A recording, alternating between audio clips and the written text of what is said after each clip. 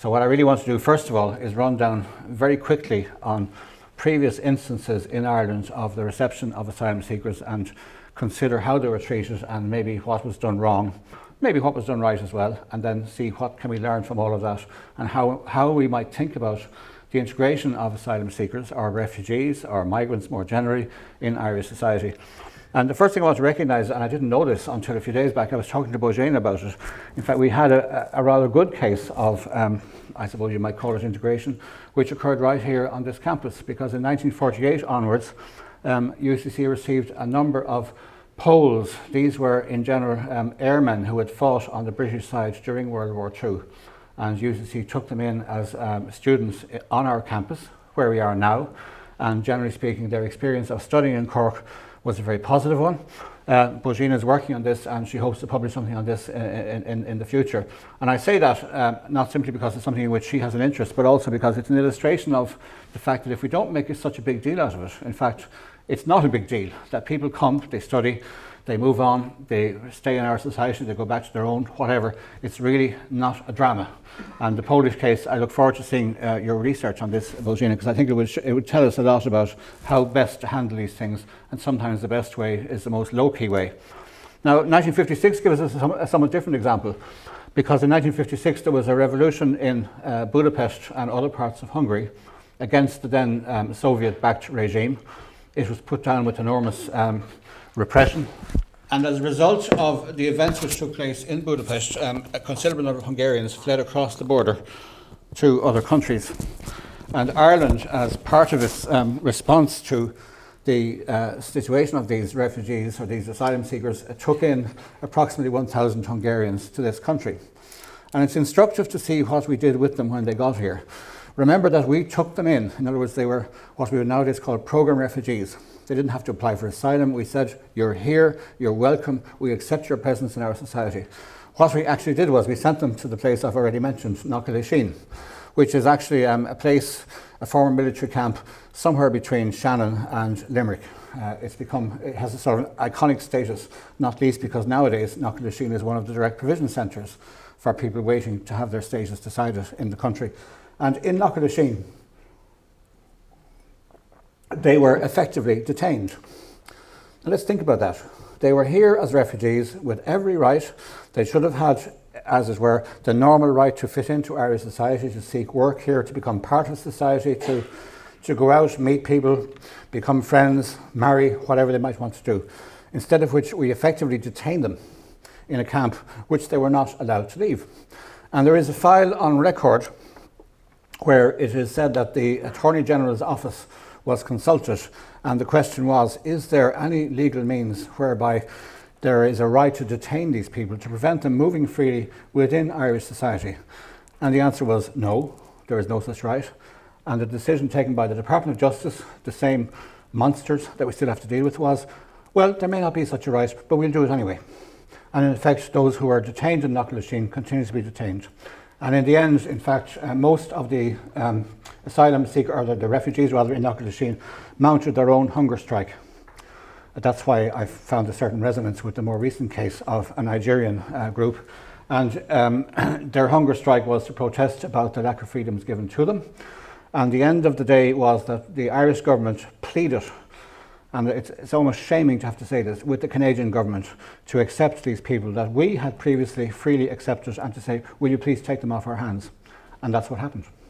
Very, very few of those Hungarian refugees who came here in 1956 actually remained. We preferred to ship them off somewhere else and leave another country to deal with their problems. And many, of course, went on to make a great contribution to Canadian society. And incidentally, another not very amusing feature of this is the way in which they were, I suppose, characterised in local society. There was a lady from Limerick, for instance, of a certain age, who was a musician and who was part of a musical society. And she decided that, well, the Hungarians are musical people, let's see if we can get them some musical instruments. And she visited the camp in Knockalishin on a regular basis in order to bring them whatever she could to provide some support, neighbourly friendliness and so on. And she was denounced as a woman of ill repute. So it gives you some idea of the extent of the rejection of the outsider that we saw in Ireland back in 1956. Now, 1973, if we can jump forward by nearly 2 decades, we had the case of the Chileans who were fleeing the dictatorship of General Pinochet. And again, they were received here probably not as coldly as those Poles, Hungarians I've already referred to, but nonetheless, there was nothing done for them. There were no special services provided. They were simply told, well, you're here now. They were expected to fit in. There was no language support, anything like that. Many of them did stay on and did become successful and productive members of Irish society, but there was no recognition by the state that as a state and as a society that we had a responsibility to meet their needs and to do what we could to assist them to integrate into Irish society. 1979, we had the case of the Vietnamese, the boat people, so-called, many of whom, as you will know, were part of the Chinese minority within Vietnam, who were, as it were, some of the flotsam and jetsam left after the war between the United States and Vietnam, which had lasted for the previous 20 years. Again, we took a number of these Vietnamese. The policy at the time was to say, well, okay, with the Vietnamese, they're very different from us culturally. We don't want to have them clustering in any particular place and generating a ghetto, but what we'll do is we'll disperse them throughout the country. And the policy was, in effect, one family, one town or one village. So you had Vietnamese families sent to places as far away as Donegal and indeed Cork, and given no effective cultural support or other means of integration, where they found themselves entirely isolated. The result was pretty well predictable. They, over time, drifted back in towards the area of the Greater Dublin area, where in fact there was some kind of support in terms of other Vietnamese people who had the same culture as they had and who could assist them in living in this rather alien society. In other words, we should have known, but we didn't. There needs to be some kind of mechanisms put in place to support people in terms of their own culture, their own identity, and also to assist them to integrate into Irish society. None of that happened with the Vietnamese in '79. And it was not a very happy experience, and very many of those Vietnamese felt completely isolated from and cut off from Irish society. And then let's move forward to 1997, and this is, I suppose, an example of something more positive. You will remember that the war in Kosovo broke out in 1997, 96, 97. We had the previous experience of the beginning of the 90s where the disintegration, I think is the right term, of Bosnia and Herzegovina led to a huge outflow of refugees to Europe. The great majority went to Germany. Why? Because that's where their friends and neighbours were already. There had been a very strong tradition of Yugoslav, as it was then, migration to Germany. This time around, the decision was made that there would be a burden sharing arrangement across the member states of the European Union. So we agreed, as part of a collective decision, that we would take a certain number of migrants. The figure was about 1,000. So in that particular case, we had a state-supported and state-organised system of integration. For instance, right here in Cork, back in 1997, you could listen to RTE Cork broadcasting in Albanian for several hours a day. And that's an example of a more positive approach, a more proactive approach towards integration.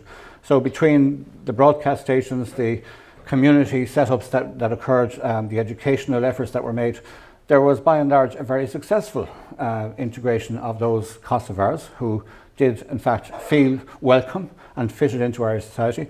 And the other thing to note is that over time, when Kosovo itself became a more peaceful country, the great majority went back. Not because they didn't like Ireland, but because they had never really wanted to be migrants in the first place. And that's something as well to remember when we talk about migrants. Most people actually want to live in their own country. If I were to ask you how many people live outside the countries of their birth around the world, you might be surprised to know that the figure is actually about 3%. In other words, all else being equal, people want to be where they are. They want to stay where they are. They're in their own societies, their own cultures, they have their own identity there. And most people, given the choice, would actually stay in their home place. And there's nothing wrong with that.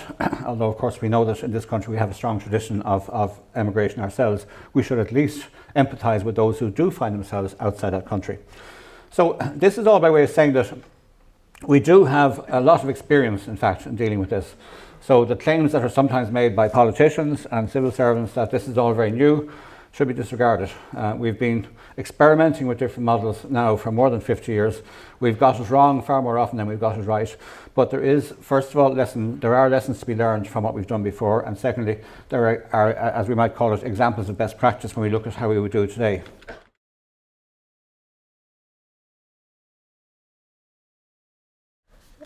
The fourth point that I just wanted to make was around the whole current debate around reforming EU law and policy. And there have been very significant steps already taken this year. And Jean-Claude Juncker commented around the importance of remembering why we should give refuge, comply with the fundamental right to seek and to enjoy asylum. And he's called for a very comprehensive response, not just to this situation, but one that would be in place for any future mass forced displacements of people. It's time, he said, to show collective courage and deliver a European response now. And there has been an important relocation mechanism adopted. However, that is for people who are in Italy and Greece to be relocated within Europe.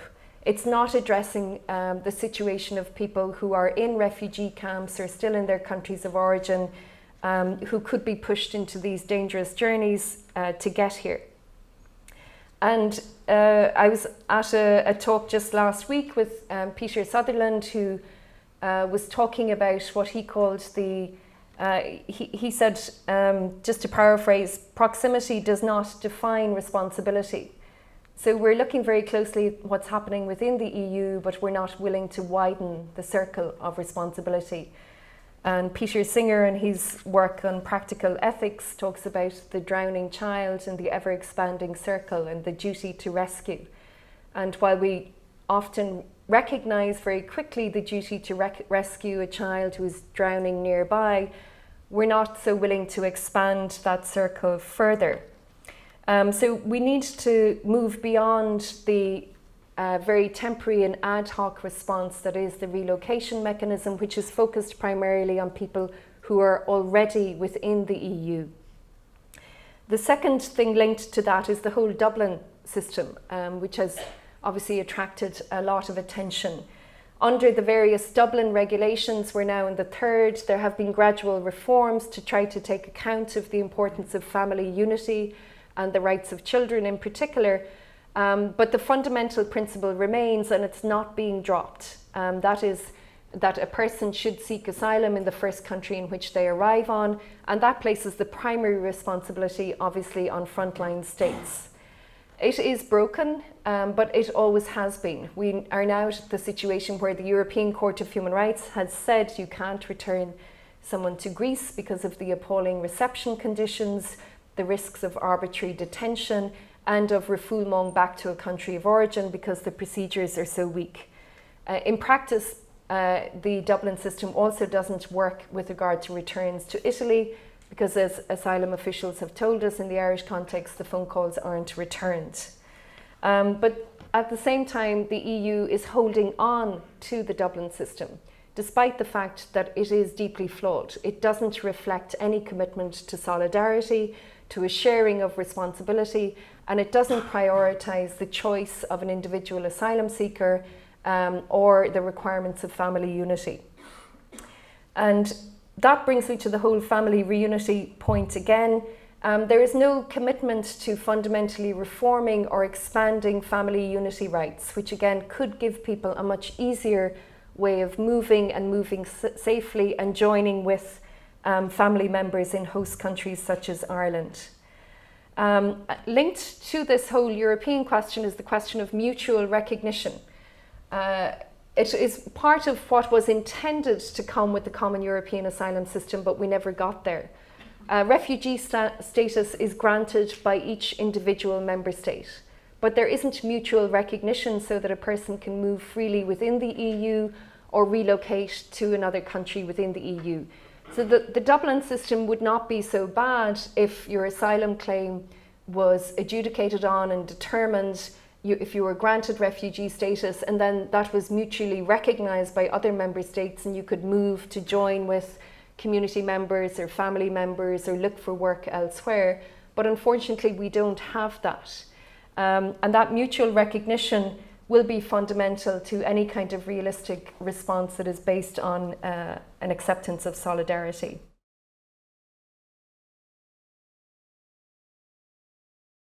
And we did get some things right, although I found it harder to do this part.